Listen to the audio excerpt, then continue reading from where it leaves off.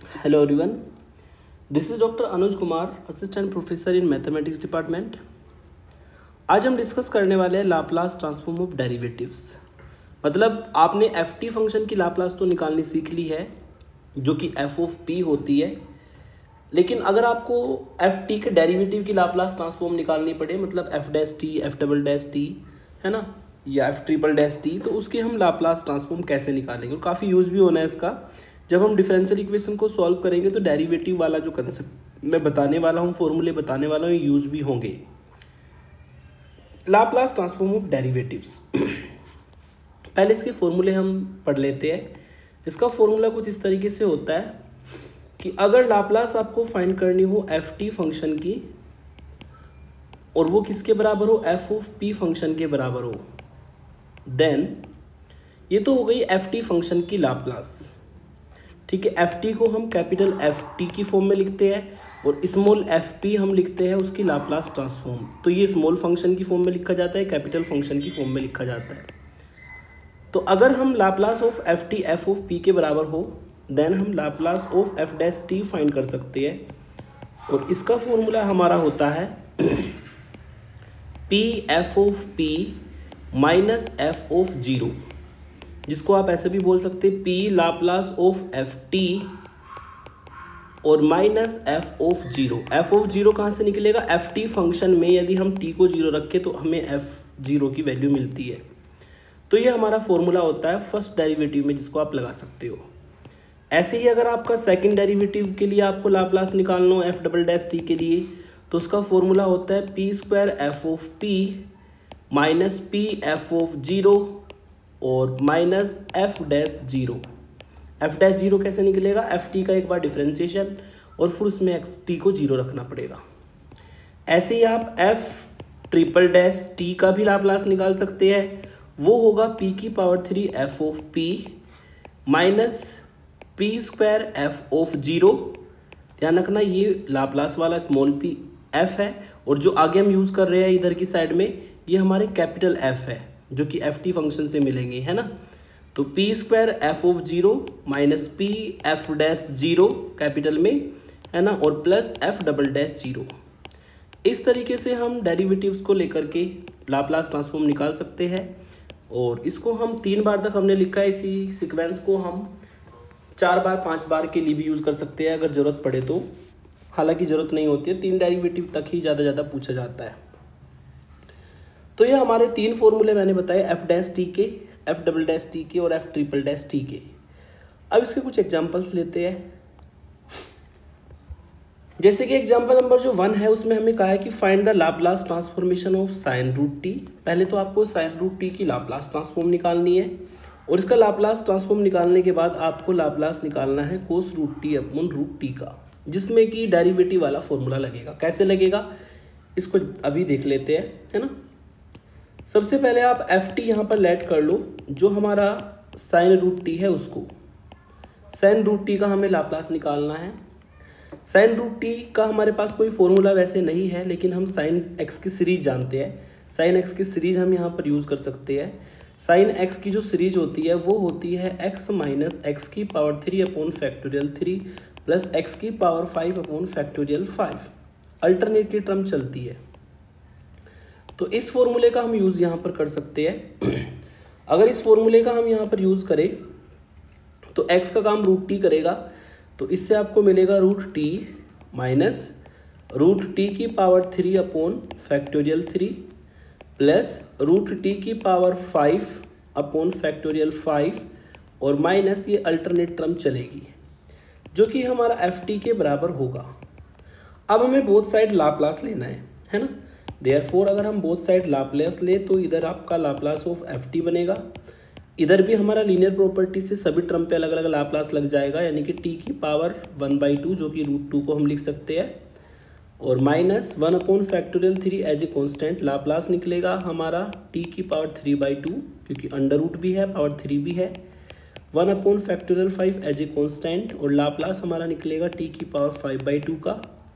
इसी तरीके से इसको हम इनफाइनाइट सीरीज की फॉर्म में एक्सपेंड कर सकते हैं। अब यहाँ पर हम फॉर्मूला यूज़ करेंगे। आपके पास फॉर्मूला होता है गामा वाला, अगर लाप्लास आपको निकालनी हो, अगर आपको लाप्लास फाइंड करनी हो टी की पावर n का, तो उसका होता है गामा n+1 की पावर p की पावर n+1। ये फॉर्मूला हम यहाँ पर यूज़ कर सकते हैं, जो कि रियल नंबर जब होता है ना हमारा n, तब इसको यूज़ करते हैं। अगर इंटीजर है तो फैक्टोरियल वाला फॉर्मूला चलता है। तो ये फॉर्मूला यूज़ करेंगे। तो गामा में n+1, n की वैल्यू 1/2 है, तो गामा में 3/2 अपॉन में p की पावर 3/2 माइनस 1/3, गामा में 5/2 अपॉन में p की पावर 5/2 1/5, गामा में 7/2 अपॉन में p की पावर 7/2। तो ये जो फॉर्मूला मैंने लिखा है साइड में, इसको हमने यहाँ पर यूज़ किया। गामा को भी ओपन करना आता है आपको। गामा 3/2 को हम लिख सकते हैं 2 कम करके 1/2√π, और नीचे हमारा बन जाएगा p की पावर 3/2 p की पावर 3/2 माइनस 1/3। इसको हम लिख सकते हैं गामा 5/2 को 3/2 1/2√π, और p की पावर 5/2 को हम लिख सकते हैं p की power 3/2 into p 1/5 as it is. Gamma 7/2 को 5/2 3/2 1/2√π, और p की पावर 7/2 को लिख सकते हैं p की पावर 3/2 इंटू p²। तो हमने इसको इस फॉर्म में लिखा ताकि हम इजीली इसमें कॉमन निकाल सकें। अगर यहाँ पर कॉमन की बात करें तो कॉमन हमारा यहाँ पर आएगा, एक तो 1/2√π न्यूमिनेटर से कॉमन आ जाएगा, और p की पावर 3/2 डिनोमिनेटर से कॉमन आएगा।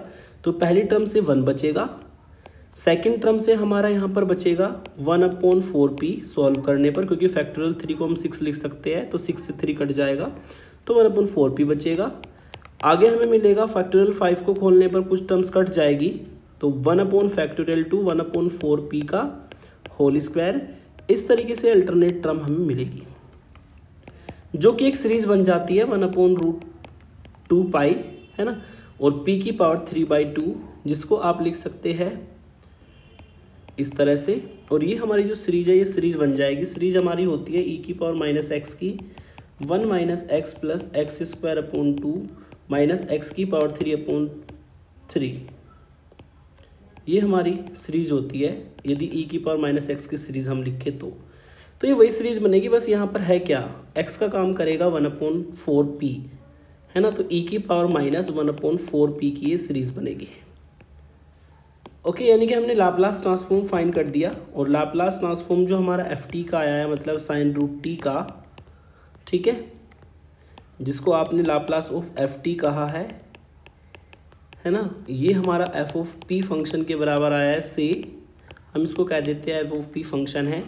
और ये हमारा लाप्लास ट्रांसफॉर्म आया है 1/2√π और p की पावर 3/2, है ना, और e की पावर -1/4p, जो कि f(p) फंक्शन है। ठीक है, तो ये हमारा लाप्लास हो जाएगा। यहाँ पर ft का काम कौन करता है, sin√t, ठीक है, और f(p) का काम करेगा ये जो फंक्शन हमने फाइंड किया इधर। नाउ अगर हमारे पास ft की वैल्यू sin√t हो, तो आप यहाँ पर f' फाइंड कर सकते हो। f' मतलब इस फंक्शन का एक बार डिफरेंशिएशन, sin√t का डिफरेंशिएशन होगा cos√t, और √t का अगर दोबारा करेंगे तो इसका डिफरेंशिएशन आता है t की पावर 1/2 का 1/2, और t की पावर -1/2, जो कि नीचे आकर के √t हो जाता है। ठीक है, तो ये हमारा जो फंक्शन मिला है हमें, ये cos√t डिवाइड बाई 2√t मिला है। और देखा जाए तो ये किसके बराबर है, ये बराबर है लगभग इस फॉर्म के, ये इस फॉर्म के बराबर है, बस उसमें 2 हमारा एक्स्ट्रा है, 2 को हम लास्ट में कॉमन लेकर के काट देंगे। तो ये हमारा f' है। और अगर हम यहाँ पर f(0) की वैल्यू भी निकालें तो वो होगी sin√0, जो कि sin 0 होगा, और sin 0 की वैल्यू हमारी 0 होती है। तो उसमें डेरिवेटिव का फॉर्मूला हम लगा सकते हैं, देन बाई डेरिवेटिव का जो हमारा फॉर्मूला होता है वो होता है Laplace of f' will be equal to P F of p minus f(0). तो f ऑफ p की वैल्यू हम रख देंगे, f ऑफ p की वैल्यू हमारी है 1/2√π डिवाइड बाई पी की पावर 3/2 ई की पावर -1/4p और f0 की वैल्यू हमारी आई है 0। ठीक है, और f डैश टी की अगर बात करें तो f डैश टी हमारा बना है यहाँ पर cos root T divide by 2√t, ये हमारा f डैश टी होगा। अब इसको थोड़ा सिंप्लीफाई कर लेते हैं। सिंप्लीफाई अगर किया जाए तो 1/2 इधर से कॉमन, यहाँ पर हमारा कौन बचेगा cos root T upon root t, जिसका हमें लाप्लास निकालना है। और इसको अगर सिंप्लीफाई करें तो ये 1/2, एक पी से एक पी कटेगा, root pi upon root P बचेगा और e की पावर -1/4p बचेगा। 2 से 2 भी कैंसिल आउट होगा। तो फाइनली जो हमें आंसर मिलता है Laplace of cos root T divide by root T का, वो होगा √π/p और e की पावर में -1/4p। तो ये हो जाएगा हमारा यहाँ पर फाइनल आंसर। तो पहले हमने साइन रूट टी का लाप्लास निकाला इस क्वेश्चन में बाय यूजुअल मेथड, जैसे कि आपने सीखा है। फिर हमने इसमें डेरिवेटिव वाला कंसेप्ट लगा के, क्योंकि हमें पता है साइन रूट टी का differentiation cos root T upon root t आएगा, इसलिए हमने दूसरे वाले लाप्लास ट्रांसफॉर्म को निकालने वाले डेरिवेटिव का कंसेप्ट इसमें लगाया और एफ ऑफ टी का डेरिवेटिव करते हुए डेरिवेटिव का फॉर्मूला यहाँ पर अप्लाई किया जो आपने ऊपर पढ़ा है, और फॉर्मूला अप्लाई करके हमने यहाँ पर इस फंक्शन की लाप्लास ट्रांसफॉर्म इजीली फाइंड की। सेकेंड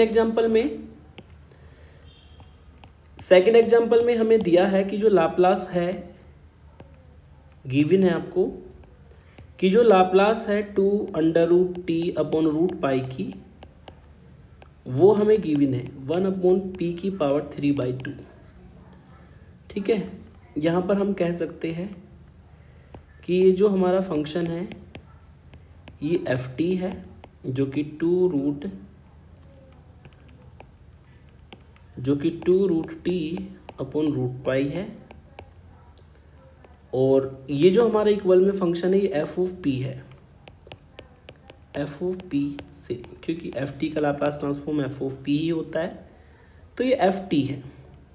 आप थोड़ा सा अगर ध्यान दें तो हमें लाप्लास ये निकालना है, और अगर इस फंक्शन की बात करें तो इसका डिफरेंशिएशन करने पर ही हमें ये डेरिवेटिव मिलेगा। यानी कि हम पहले एफ डैश टी निकाल लेते हैं, देन एफ डैश टी यानी कि टी के रेस्पेक्ट में इसका डिफरेंशिएशन 2/√π कॉन्स्टेंट होगा, और रूट टी का करेंगे डिफरेंशिएशन। रूट टी का डिफरेंशिएशन होता है 1/2 2 से 2 कट जाएगा, यहाँ पर हमारा बचेगा √πt। तो एफ टी अगर देखें तो एफ टी हमारा वही है जिसका हमें लाप्लास ट्रांसफॉर्म निकालना है। ठीक है, तो डेरिवेटिव का कंसेप्ट बहुत इजीली लग जाएगा। तो फाइनली आप यहाँ पर डेरिवेटिव का फॉर्मूला लगा सकते हो। डेरिवेटिव का फॉर्मूला होता है एफ डैश टी का अगर लाप्लास निकाले तो P F of P minus F of 0। अब मुझे एफ ऑफ 0 चाहिए तो एफ ऑफ 0 भी निकाल लेता हूँ। उसके लिए मुझे कुछ नहीं करना, टी की जगह पर बोथ साइड 0 रखना है एफ टी में, जो कि सॉल्व करके 0 ही आएगा। सारी वैल्यू रख देंगे। पी एफ ऑफ पी की वैल्यू है, एफ ऑफ पी की वैल्यू है हमारी ये 1/p की पावर 3/2 और ये वैल्यू है 0। तो सॉल्व करके इससे आपको मिला 1/p की पावर 1/2, जिसको आप 1/√p भी कह सकते हैं। तो इसमें भी हमने क्या किया, डेरिवेटिव वाला कंसेप्ट लगाया और बहुत इजीली हमने लाप्लास ट्रांसफॉर्म इसका फाइंड किया। एक लास्ट एग्जांपल और लेते हैं। इसमें हमें कहा है कि आप एफ टी का लाप्लास निकालो और फिर आप एफ डैश टी का लाप्लास निकालो। ठीक है, और एफ टी फंक्शन इस बार हमें गिवन है sin t अपॉन टी, यानी कि इसमें जो लास्ट लेक्चर है वो भी यूज होगा। लास्ट लेक्चर में आपने डिवीजन वाला जो फॉर्मूला पढ़ा था उसको भी हमें यूज करना होगा। ठीक है, वी हैव, पहले हम फाइंड करते हैं लाप्लास ऑफ sin t, और sin t की अगर लाप्लास की बात करें तो 1/p² प्लस 1 आएगा by using formula. sin at का लाप्लास होता है a/p² प्लस a², a की वैल्यू 1 रख देंगे उसमें, तो ये हमारा लाप्लास निकल जाएगा। और हम चाहे तो इसको कह सकते हैं, ये मैं बोल सकता हूँ यहाँ पर कि लेट gt फंक्शन मैंने कंसीडर किया sin t को। ठीक है, तो ये हमने जो लाप्लास निकाली है ये gt फंक्शन की निकाली है, और ये जो हमारा लाप्लास आया इसको gp कह देता हूँ से।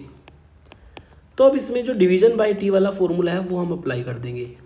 नाउ फॉर्मूला आपका होगा, अगर हमें लाप्लास निकालना हो एफ टी का तो एफ टी क्या होगा हमारा, लाप्लास ऑफ जी टी जो हमने ऊपर माना है डिवाइड बाई टी, ये हमारा एफ टी होगा, है ना। और इसमें हम फॉर्मूला लगाएंगे डिवीज़न वाला, जो कि पी से इन्फिनिटी लिमिट होती है, और जी ऑफ पी का हमें एक बार इंटीग्रेशन करना है।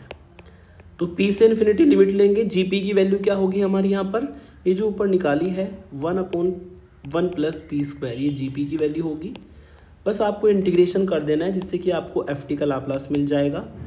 इसका इंटीग्रेशन होता है tan इनवर्स पी, लिमिट होगी पी से इन्फिनिटी, पहले अपर लिमिट रखेंगे तो tan इनवर्स इन्फिनिटी आएगा, फिर लोअर लिमिट रखेंगे तो tan इनवर्स पी आएगा। tan इनवर्स इन्फिनिटी की वैल्यू π/2 होती है, minus tan inverse P as it is रहेगा, और π/2 माइनस tan इनवर्स पी हमारा बनता है कोट इनवर्स पी। कौन से फॉर्मूले से, क्योंकि आपके पास फॉर्मूला होता है कि जो tan इनवर्स पी है प्लस कोट इनवर्स पी है वो π/2 के बराबर होता है। तो ये फॉर्मूला हमने यहाँ पर यूज़ किया, जो कि कक्षा 10 में आपने पढ़ा होगा, 10th क्लास का ये फॉर्मूला होता है। तो ये हमने एफ टी का लाप्लास निकाला, जिसको कि मैं एफ ऑफ पी कह देता हूँ से।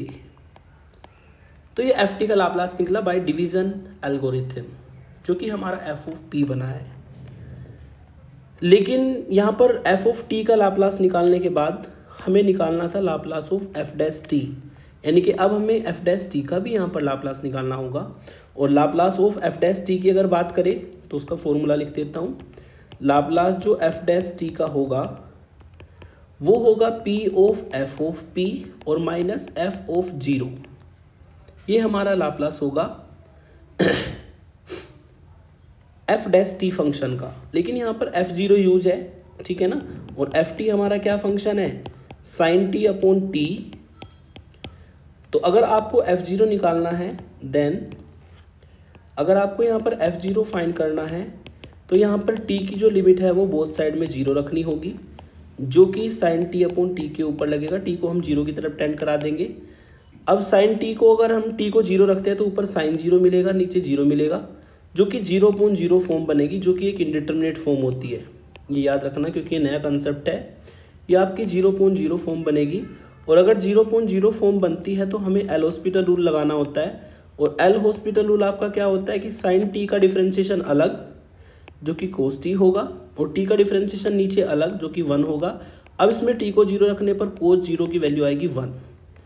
तो अगर आप यहाँ पर एफ जीरो की वैल्यू यूज़ करेंगे तो एफ जीरो की वैल्यू 1 होगी, जो कि लिमिट फॉर्म में निकली है। इंडिटरमिनेट फॉर्म का मैंने मेथड लगाया यहाँ पर। टी को जीरो रखने पर 0.0 फॉर्म बनती है, 0.0 इन्फिनिटी फॉर्म इंडिटरमिनेट फॉर्म होती है। उस केस में हमें एल हॉस्पिटल रूल लगाना होता है। साइन टी का डिफरेंशिएशन अलग कोस टी, और टी का डिफरेंशिएशन अलग 1। फिर टी को जीरो रखते हैं तो कोस जीरो यानी कि 1 वैल्यू मिलेगी। अब बस इसमें सारी वैल्यूज पुट कर देते हैं। पी एफ ऑफ पी यानी कि कोट इनवर्स पी, और एफ जीरो की वैल्यू है हमारी 1। तो ये लाप्लास ट्रांसफॉर्म हो जाएगी हमारी डेरिवेटिव एफ डैश टी की। तो इस तरीके से आपको एफ टी और एफ डैश टी दोनों का आपको लाप्लास ट्रांसफॉर्म निकालने के लिए पूछा जा सकता है, और ये कंसेप्ट लगा के आप लाप्लास ट्रांसफॉर्म फाइंड कर सकते हैं।